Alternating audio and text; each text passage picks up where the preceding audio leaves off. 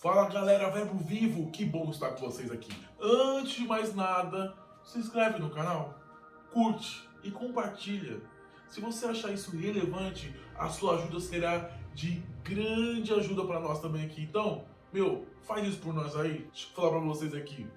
Hoje nós vamos falar do Deus do tempo.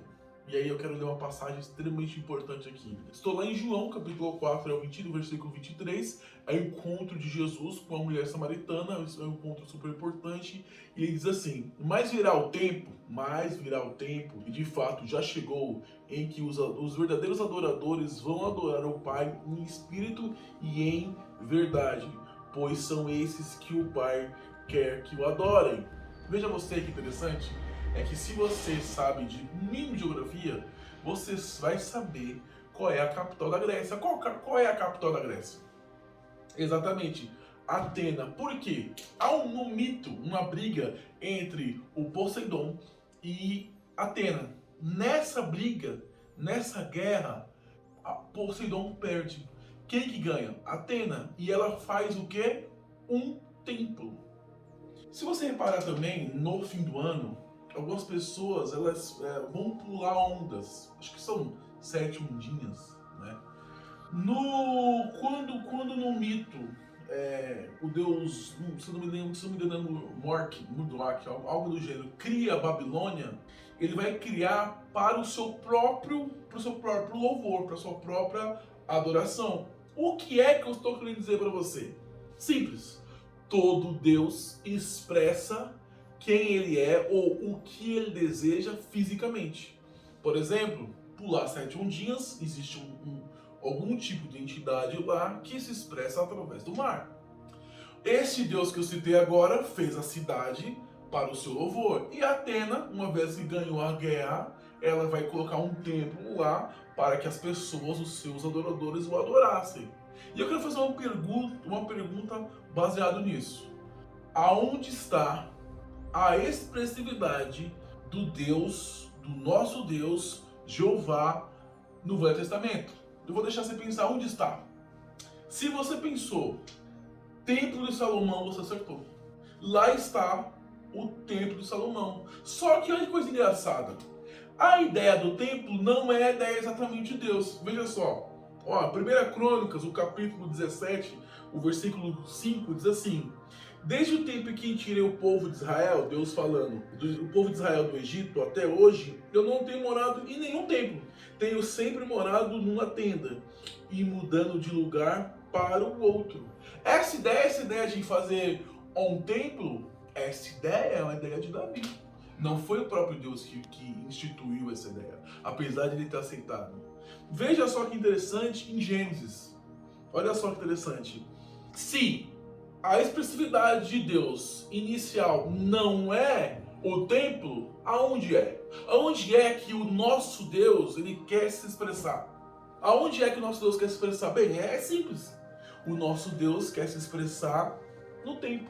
Olha só o grande mandamento que ele deixa logo no início. Então abençoou o 7º dia e separou como um dia sagrado, pois nesse dia ele acabou de fazer todas as coisas e descansou. Então, o que você tem que entender é que enquanto os deuses caminham com a sua expressão nas coisas, no templo, nos elementos, no ar, no fogo, na água, na agricultura, na fertilidade, o nosso Deus ele vai escolher expressar-se no tempo. No tempo. Deus está em todos os lugares. Veja, Deus está em todos os lugares, não é isso que a gente fala? Deus está em todos os lugares, de fato é. Só que isso é pouco. De fato, Deus, apesar de estar em todos os lugares, ele se expressa em um tempo e num tempo não.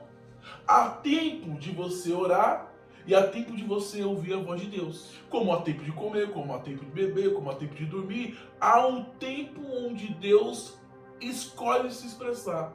Não em um templo, mas no templo. Olha que coisa mais interessante também. Olha, veja você. Os mutilados não poderiam acessar o templo. Sabe disso? As pessoas que tinham mutilações não poderiam acessar o templo.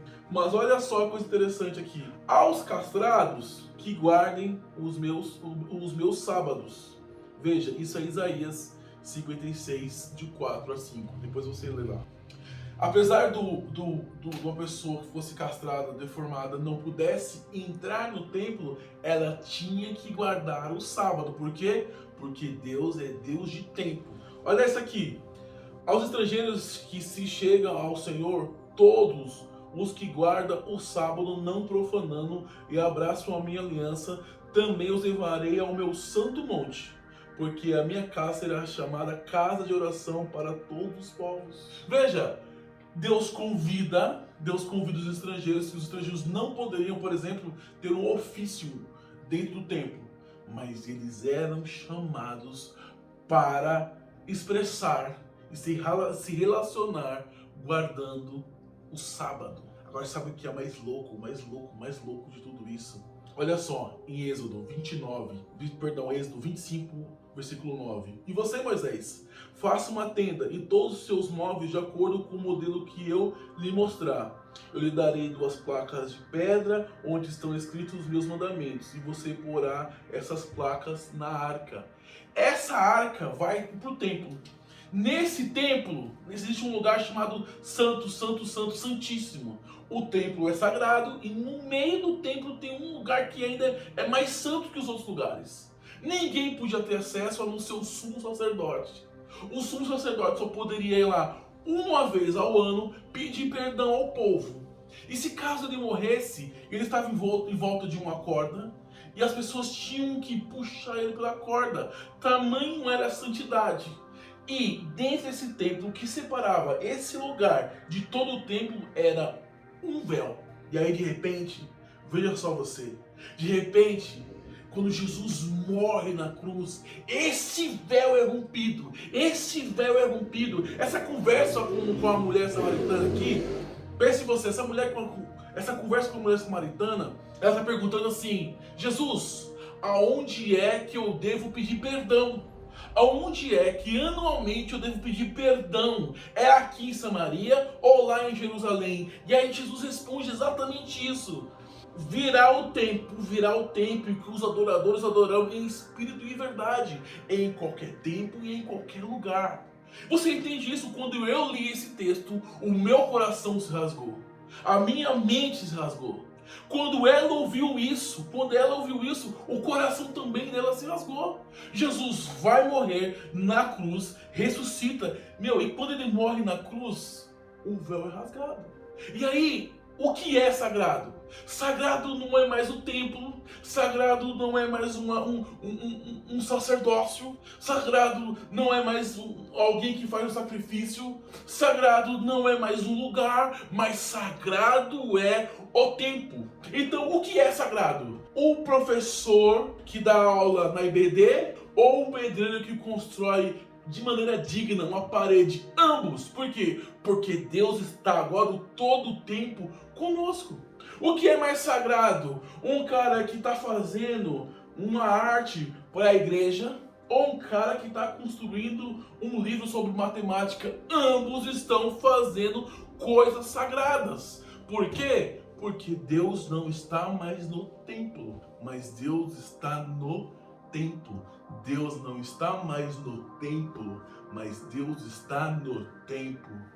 A pergunta é: o que é que você faz com o que tem mais sagrado? O que é que você tem mais sagrado na sua vida? Não é a sua casa, não é o seu carro, não é o seu trabalho. O que você tem de mais sagrado na sua vida é o tempo. Tempo esse que você deve usar exclusivamente para adorar. A minha oração para você é que a sua mente, o seu coração rasgue-se e que o Deus que habitava no templo de Salomão possa habitar em você, fazer de você uma tenda, fazer de você um templo, e aí todo o tempo você será um templo em adoração a Jesus. Muito obrigado. Valeu.